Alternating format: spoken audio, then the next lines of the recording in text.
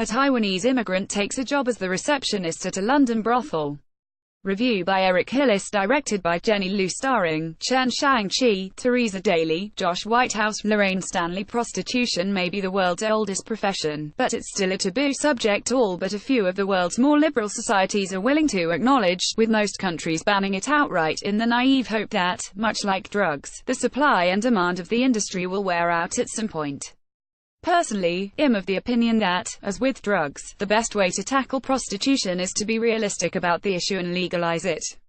No woman, or indeed man, should have to sell their body to make ends meet, but doesn't it make sense that those who choose to do so can practice their profession in a safe and regulated environment, and in a society where whore is no longer the go-to insult for a woman? Whether it was the intention of debut writer, director Jenny Liu or not, The Receptionist's portrayal of the struggles of Asian prostitutes in London has only strengthened my stance on the issue.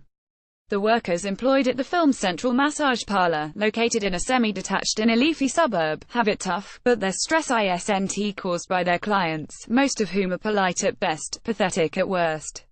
Rather, it's outside forces that seek to exploit the criminal nature of the girls' work, all too aware that these girls can't turn to the police for help.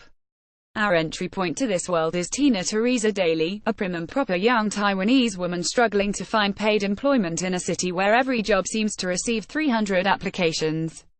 Answering a notice for a receptionist, Tina finds herself being interviewed by massage parlor Madam Lily Sophie Gopsel, but as soon as she realizes the true nature of the working environment, she declines the offer. Unable to find any legitimate work, Tina decides to give it a go for a few days until something turns up, agreeing with Lily that she won't be servicing any of the clients herself. There she meets Lily's employees, the always angry sassy Chen Shang-chi, a Chinese immigrant, left stranded in London after a marriage of convenience went sour; the kooky May Amanda Fan, a gold-digging Malaysian whose chirpy demeanor is rarely broken; and Anna Teng Shuang, a shy Chinese girl who really isn't cut out for such work.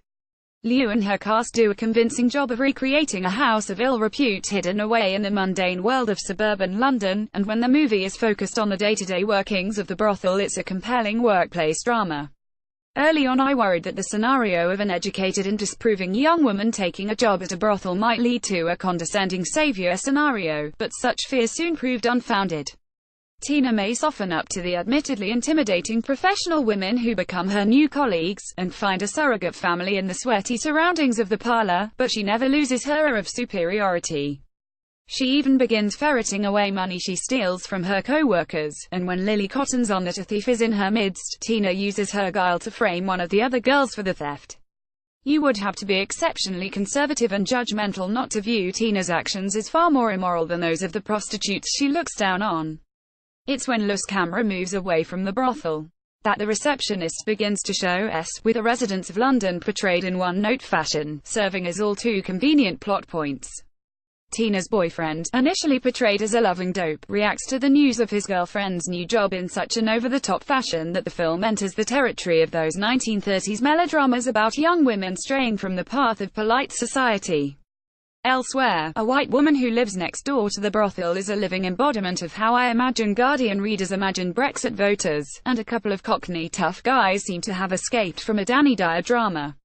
While it's difficult to buy the film's odd critique of London, as this is a story that could have been set in any city on any continent, it certainly adds fuel to the debate around how society treats immigrants and workers. It's just a shame that it frequently resorts to soapy theatrics in order to do so. The Receptionist is in UK cinemas July 20th.